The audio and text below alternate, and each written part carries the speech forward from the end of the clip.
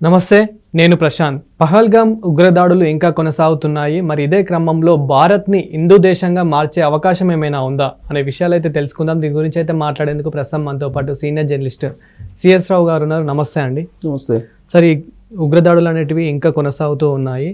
ఇదే క్రమంలో మరి భారత్ని ఏమైనా హిందూ దేశంగా మార్చే అవకాశం ఏమైనా ఉందా? సో ప్రపంచంలో ఇస్లామిక్ దేశాలు ఉన్నాయి, క్రిస్టియన్కి సంబంధించిన దేశాలు ఉన్నాయి, వాళ్ళు ఇస్లామిక్ దేశంగా ప్రకటించుకున్నటువంటి దేశాలు ఉన్నాయి. ఒక్క హిందూ దేశం వెళ్ళి లేదు. హిందువులు మొత్తం ఉంటారు మెజారిటీ, బట్ హిందూ దేశంగా ప్రకటించుకోవడానికి అవకాశం లేని విధంగా రాజ్యాంగం ఉంది, భారత రాజ్యాంగం. లౌకిక రాజ్యం అనే దాన్ని చొప్పించారు. భిన్నత్వంలో ఏకత్వం అని చెప్పి చూపించారు. సరే, దీని హిస్టరీకి వెళ్తే కనుక ఆ రోజు దేశం విడిపోయేటప్పుడు పాకిస్తాన్ భారత్ మధ్య యాక్చువల్గా అంబేద్కర్ ఏం చెప్పారు అవన్నీ కూడా ఒక సీనియర్ జర్నలిస్ట్ ఈ మధ్య నా ఇంటర్వ్యూలో కూడా చెప్పారు. యాక్చువల్గా భారతదేశంలో ఉండేటువంటి ముస్లిమ్స్ అందరూ కూడా పాకిస్తాన్కి పంపిస్తే బెటర్ అనేది అంబేద్కర్ అప్పుడే చెప్పారని చెప్పేసి ఆయన నాకు ఇచ్చినటువంటి ఇంటర్వ్యూలో ఉన్నటువంటి సారాంశం. కానీ వెళ్ళలేదు. వెళ్ళిన తర్వాత నెహ్రూ దానికి ఒప్పుకోలేదు. నెహ్రూ వాళ్ళకి వెసలుబాట్లు కూడా కనిపించారు. అంటే ఇష్టం వచ్చినటువంటి వాళ్ళు ఉండొచ్చు, ఇష్టం లేనటువంటి వాళ్ళు అక్కడికి వెళ్ళిపోవచ్చు అనేది అప్పుడు ఏదో ఒప్పందం జరిగింది. సరే, ఆ మేరకు ఉన్నారు. ఇప్పుడు ఏమవుతుంది, భారతదేశంలో ఉండే పరిస్థితి ఏంటి అని అంటే ముస్లిం జనాభా పెరుగుతుంది. ఇప్పుడు ఆల్మోస్ట్ ముస్లిం జనాభా గత 10 years నుంచి చూస్తే ఆల్మోస్ట్ 60 to 70% పెరిగింది. హిందువుల జనాభా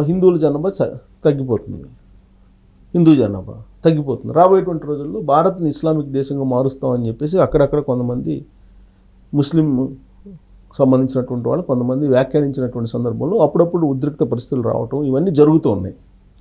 మరి ఇంతమంది 130 కోట్ల మంది జనాభా ఉన్నటువంటి భారతదేశంలో ముస్లింలకు సంబంధించిన జనాభా కూడా ఎక్కువగా ఉంది.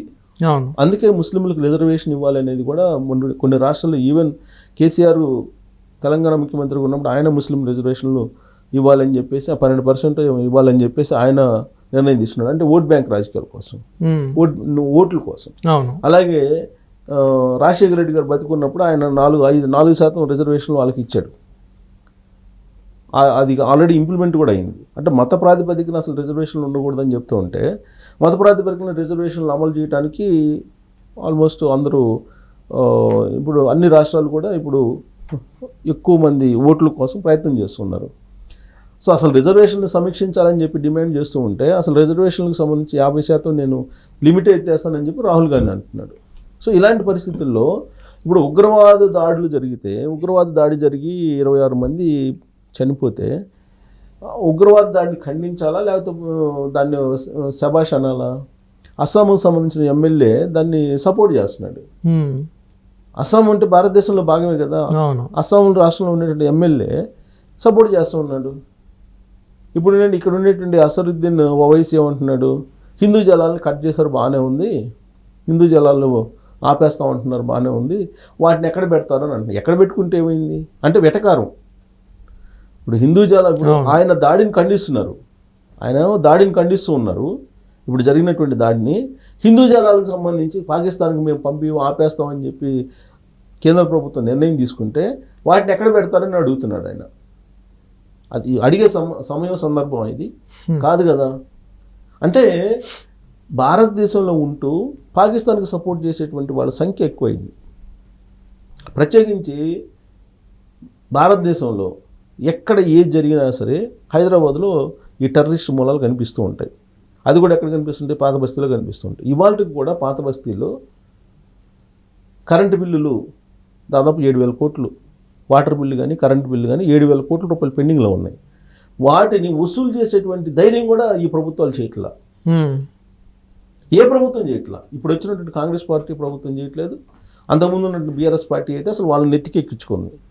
ఒకనొక సమయంలో అక్బరుద్దీన్ ఏమన్నారు, 15 నిమిషాలు పోలీసులను పక్కన పెట్టేస్తే హిందూ సమాజం ఏమవుతుందో అని చెప్పేసి ఆయన చేసినటువంటి వ్యాఖ్యలు, అలాగే అసరుద్దీన్ ఓవైసీ చేసినటువంటి వ్యాఖ్యలు ఇవన్నీ మనం చూస్తున్నాం. వీళ్ళని ఎందుకు చెప్పుకుంటున్నాం అంటే ఇక్కడ మనకు పొలిటికల్గా వాళ్ళు ఒక ముస్లింల కోసం ఒక పార్టీ పెట్టుకొని మైనారిటీల కోసం ఆ పార్టీ పెట్టుకొని పార్టీని రన్ చేస్తున్నారు వాళ్ళు. కాబట్టి వాళ్ళని ప్రస్తావించుకోవాల్సి వస్తుంది. సో ఇలాంటి పరిస్థితుల్లో ఇప్పుడు ఉగ్రవాద దాడి జరిగినప్పుడు కూడా కొంతమంది వాళ్ళని సపోర్ట్ చేస్తూ మాట్లాడటం, ప్లస్ వాళ్ళని స్వాతంత్ర సమరయోధులుగా పాకిస్తాన్కు సంబంధించిన ప్రధానమంత్రి మాట్లాడటం, ఇవన్నీ చూస్తుంటే కనుక హిందూ దేశం అనేటువంటి నినాదం బలపడడానికి అవకాశం ఉంది. ఆల్రెడీ ఈ మధ్యకాలంలో భారతదేశాన్ని హిందూ దేశంగా మార్చాలి, అందరికీ ఉన్నప్పుడు ప్రపంచంలో అన్ని మతాలకి ఉన్నప్పుడు హిందూ మతానికి ఒక దేశం ఎందుకు ఉండకూడదు? ఇది భారతదేశం హిందూ దేశం కదా, కాబట్టి మెజారిటీ హిందువులు ఉన్నారు కాబట్టి హిందూ దేశంగా ప్రకటించుకోవడానికి అభ్యంతరం ఏంటి అని చెప్పి చాలామంది ఇప్పుడు ప్రశ్నిస్తున్నటువంటి పరిస్థితి కనపడుతుంది. ఇప్పుడు ఇలాంటి దాడులు జరిగిన తర్వాత ఆ నినాదం ఏదైతే ఉందో అది పైకి వస్తుంది. ఇప్పుడు హిందూ దేశంగా ప్రకటించాలి అనే డిమాండ్లు ఇప్పుడు ప్రభుత్వం మీద వస్తున్నాయి. హిందూ దేశంగా ప్రకటిస్తే ఇప్పుడు ఏమవుతుంది, హిందూ ధర్మం, సనాతన ధర్మం ఇవి నచ్చిన వాళ్ళు ఉంటారు, నచ్చిన వాళ్ళు ఉండరు. ఇప్పుడు పాకిస్తాన్లో భారతీయులు కొంతమంది ఉంటున్నారు, ఎవరు ఉంటున్నారు, హిందువులే ఉండలేదు, ఉండే పరిస్థితి కూడా అక్కడ లేదు. ఒకవేళ ఎవరైనా ఉన్నా కానీ హిందువులుగా వాళ్ళు కన్వర్ట్ అవుతున్నారు, ముస్లింలుగా కన్వర్ట్ అవుతున్నారు, అక్కడ బలవంతంగానే కన్వర్ట్ చేపిస్తున్నారు అక్కడ. అలాంటి సిచ్యువేషన్స్ మనం చూసాం అక్కడ. అదే భారతదేశంలో నువ్వు ముస్లిం ఉండొచ్చు, క్రిస్టియన్ ఉండొచ్చు, ఎవరైనా ఉండొచ్చు, ఇక్కడ కన్వర్షన్ అవసరం లేదు, హిందువుగా మారాల్సిన అవసరం లేదు. అంటే భిన్నత్వంలో ఏకత్వం, రాజ్యాంగం అలా ఉంది, లౌకికవాదం అని చెప్పి అంటున్నారు, ఇవన్నీ చెప్తూ ఉన్నారు. మరి ఏ దేశానికి లేనటువంటి రాజ్యాంగం మనకెందుకు? రాజ్యాంగం అనేక సందర్భాల్లో మార్చారు, కొన్ని వందల సార్లు మార్చారు. మరి రాజ్యాంగాన్ని ఇప్పుడైనా మార్చుకోవచ్చు. రాజ్యాంగాన్ని మార్చేసి హిందూ దేశంగా మార్చేస్తే, ఇప్పుడు నరేంద్ర మోడీ గారు ఒక అనౌన్స్మెంట్ చేశారు, ఇప్పుడు ఈ అటాక్ జరిగిన తర్వాత పాకిస్తానీలు వెళ్ళిపోయింది అని. పాకిస్తాన్ పౌరులు ఇక్కడ ఉండడానికి లేదని చెప్పారు. ఇప్పుడు వాఘా బార్డర్ దగ్గర చూస్తే మొత్తం రిటర్న్ కార్లు చూస్తే బారుకు ఉన్నాయి, అంటే సగం మంది పాకిస్తానీలు భారతదేశంలో ఉన్నట్టు కనబడుతుంది అది చూస్తుంటే. అప్పుడు అక్కడేమో బతికే పరిస్థితి లేదు, ద్రవ్యోల్బణం ఎక్కువగా ఉంది, తినడానికి తిండి లేదు, తాగడానికి మంచినీళ్ళు లేవు, అక్కడ పెట్రోల్ కొనాలంటే 400-300 ఉంది. అంటే ఇలాంటి పరిస్థితి అక్కడ ఆర్థిక సంక్షోభంలో ఇరుక్కుపోయింది ఆ దేశం ఏమవుతుందో ఎవరికీ తెలియదు. ఇలాంటి పరిస్థితుల్లో వాళ్ళేమో ఉగ్రవాదాన్ని ప్రోత్సహిస్తూ భారతదేశాన్ని టార్గెట్ చేసి ఉగ్రవాదుల్ని సరఫరా చేస్తున్నారు భారతదేశానికి. మరి అలాంటి దేశానికి సంబంధించిన పౌరుల్ని, లేదంటే అలాంటి దేశానికి మద్దతు ఇస్తున్నటువంటి వాళ్ళని అసలు ఈ భారతదేశంలో ఎంచుకొంచాలి?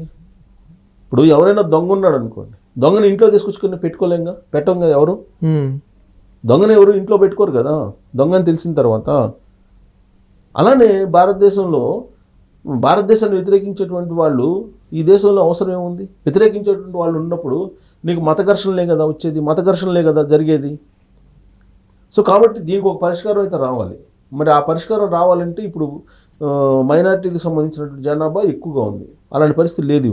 ఇవాళ స్వాతంత్రం వచ్చిన తర్వాత ముస్లింల సంఖ్య పెరుగుతూ ఉంది, ముస్లింల సంఖ్య పెరుగుతుంది. ఆ సంఖ్య ఎంత అవుతుంది, రాబోయే రోజుల్లో ఎంత అవుతుందో కూడా తెలియదు. ఇంకొక పైక ఇస్లామిక్ దేశంగా భారతదేశాన్ని మారుస్తామని చెప్పి వాళ్ళే చెప్తున్నారు కొంతమంది. సో ఇలాంటి సిచ్యువేషన్లో ఒక రకంగా చెప్పాలంటే భారతదేశానికి ఒక సంక్లిష్టమైనటువంటి పరిస్థితి ఇది. భిన్నత్వంలో ఏకత్వం అనేటువంటి ఒక స్లోగన్ అనేది వినిపించి జనాలకి అసలు ఇది ఏ దేశమో అర్థం కాని పరిస్థితి. హిందూ దేశమా, లేకపోతే ఇస్లామిక్ దేశం, లేకపోతే ఇంకో దేశం అనేది అర్థం కావట్లేదు. అందుకే హిందూ దేశంగా మారిస్తే నష్టం ఏంటి? ఒకే దేశం ఒకే చట్టం, అదే చెప్తున్నారు కదా, ఒకే దేశం ఒకే ఎలక్షను, ఇదే చెప్తున్నారు కదా. మరి అలాంటప్పుడు ఒకే దేశం ఒకే పౌరసత్వం, ఇన్ని పౌరసత్వాలు ఎందుకు? ఇప్పుడు ఒక్కొక్కరికి ఒక్కో చట్టం, క్రిస్టియన్స్కి ఒక చట్టం, హిందువులకు ఒక చట్టం, ఏ మతానికి చట్టం అలా ఉండవు కదా. చట్టం ఏ దేశంలో అలా ఉండదు కదా. ప్రపంచంలో ఏ దేశంలో మతానికి ఒక చట్టం ఉండే దేశమే లేదు. అవును. ఇప్పుడు ఇక్కడ ఏంది, ఒక ముస్లింలకు ఒక చట్టం, హిందువులకు ఒక చట్టం. భార్యత్వం అనేది హిందూ చట్టం ఒప్పుకోదు, ముస్లింలకు ఒక చట్టం, అది ఆ చట్టం ఒప్పుకుంటుంది బహుభార్యత్వాన్ని. ఏంటిది బహుభార్యత్వం అంటే? అనేక మందిని పెళ్లి చేసేసుకొని పిల్లల్ని కనేసి జనాభాని పెంచుతున్నారు వాళ్ళు. ఇప్పుడేమో హిందువులేమో జనాభాని తగ్గించుకొని జనాభాని వాళ్ళకి లేదు కాబట్టి ఇది బహుభార్యత్వం అనేది చట్ట విరుద్ధం. అందుకని చెప్పేసి వాళ్ళకు ఒక చట్టం. మరి ఇన్ని చట్టాలు ఏంటి, ఇన్ని వ్యవహారాలు ఏంటి, ఇన్ని సాంప్రదాయాలు ఏంటి? హిందూ దేశంగా మారిస్తే అప్పుడు హిందూ దేశానికి సంబంధించినటువంటి ఏవైతే ఉంటాయో వాటిని అనుసరించే వాళ్ళే ఉంటారు, లేని వాళ్ళు ఉండరు. ఇలాంటి వాదన ఇప్పుడు వినిపిస్తుంది. అలా చేయమని నేను చెప్పను కానీ, ఒక సీనియర్ జర్నలిస్ట్గా నేను అలా చెప్పను. అలా ఇప్పుడున్నటువంటి పరిస్థితుల్లో అది చేయటానికి కూడా అనువైనటువంటి వాతావరణం కాదు, చేయకూడదు కూడా. కానీ అలాంటి ఆలోచనలు కలిగేలా ఈ ఉగ్రవాద దాడులు కనిపిస్తున్నాయి. మరి ఇప్పుడు నరేంద్ర మోడీ గారు చాలా కాలం నుంచి బీజేపీ వాళ్ళు చాలామంది, నరేంద్ర మోడీ గారు అంటలేదు కానీ బీజేపీ వాళ్ళు చాలామంది అసలు హిందూ దేశంగా ప్రకటించాలనేటువంటి డిమాండ్ చాలా కాలంగా చేస్తూ ఉన్నారు. మరి ఇలాంటి ఉగ్రవాద దాడి జరిగినప్పుడు ఖచ్చితంగా వాళ్ళ డిమాండ్ని సబబే కదా అనేటువంటి అభిప్రాయానికి వస్తారు చాలామంది. ఇప్పుడు అఖిలపక్ష సమావేశం జరిగింది. అఖిలపక్ష సమావేశంలో ఏం చేశారు, మీరు ఏ నిర్ణయం తీసుకున్నా దానికి మేము కట్టుబడి ఉంటాము, మేము మద్దతు ఇస్తాం, మీ వెంట ఉంటామని చెప్పారు నరేంద్ర మోడీ గారికి అన్ని పార్టీలు ఇంక్లూడింగ్ కాంగ్రెస్ పార్టీ. మరి హిందూ దేశంగా ప్రకటిస్తే కనుక వాళ్ళు సపోర్ట్ చేస్తారా? చెయ్యరు. ఎందుకు? Vote bank, political. ఇక్కడ పెద్ద రుగ్మత, పెద్ద వ్యాధి కదా క్యాన్సర్ ఏంటంటే పొలిటికల్ కరప్షను, పొలిటికల్కి సంబంధించినటువంటి వ్యాధి. ఈ పొలిటికల్ కారణంగానే పాలిటిక్స్ కోసం ఏదైనా చేస్తారు వాళ్ళు. అవును, మనం చూస్తున్నాం. ఇప్పుడు ఏదైనా ఒక రేప్ జరిగిందనుకో, రేప్ జరిగినప్పుడు హత్య జరిగిందో లేదంటే అత్యాచారం జరిగిందనో అత్యాచారం జరిగిందనో ఏదో రాస్తారు. దళిత మహిళపై అత్యాచారం అంటారు. అత్యాచారం అంటే ఏ మహిళ అయినా ఒకటే కదా. అలాగా మళ్ళీ ముస్లిం మహిళపై అత్యాచారం, మైనారిటీ మహిళపై దారుణమైన అత్యాచారం. ఇలాంటి ఒక రకమైనటువంటి గ్యాప్ని తీసుకొచ్చారు. ఇప్పుడు ఏ మహిళ అయినా మహిళకి అన్యాయం జరిగినప్పుడు అన్యాయంగా చూడాలి దాన్ని. వాళ్ళకో చట్టం ఇంకొకరికో చట్టం అనేది ఉండకూడదు కదా.